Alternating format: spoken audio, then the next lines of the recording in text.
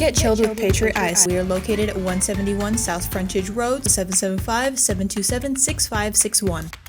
After nearly 5 months, the Hollywood writers' strike has reached a close on September 26th due to board members from the union approving a contract agreement with studios. The Writers Guild of America declared that the strike would be over and that writers would be free to start on scripts at 12:01 a.m. today on Wednesday, September 27th. The industry, however, is only partly back from the historic halt in production as actors are still on strike with no negotiations seeming to be ready yet. Late-night talk shows are reported to be the first to potentially come back, as they were the first to halt production during the strike's beginning on May 2nd. However, scripted shows will take longer to return due to actors still being on strike. However, writers still have to vote in regards to ratifying the contract themselves early next month in October. However, lifting the strike now allows them to work during that process. The 3-year agreement includes things such as compensation, length of employment, size of staffs, and control of artificial intelligence, all things the Writing Guild went on strike fighting for. The union sought minimum pay increase and future residual earnings from shows for writers varying between 5% and 6%, depending on the position of the writer. The studios, however, wanted between 2% and 4%. The deal reached a compromise between the two groups, reaching a raise between 3.5% and 5%. It was also reported that the Writers Guild negotiated having new residual payments based on the popularity of streaming shows, basically meaning that the more popular the show, the better a bonus the writers would get for helping to create heavily watched properties. However, this proposal was initially rejected by studios. Writers also got a requirement they sought after, stating that should a show be intended to run at least 13 episodes, it would have at least 6 writers on staff. The numbers would shift based on the number of episodes. While writers did not get the guaranteed 6 for shows, they did settle on a guaranteed 3. In addition, writers were given a guarantee that staff for shows in initial development will be employed for at least 10 weeks, and that staffs for shows on air will be employed for 3 weeks per episode. Regarding artificial intelligence, writers got the regulation and control they sought after. Under the contract, raw, AI-generated storylines will not be regarded as literary material. In other words, meaning writers will not have to compete with computers for screen credits, nor will AI-generated stories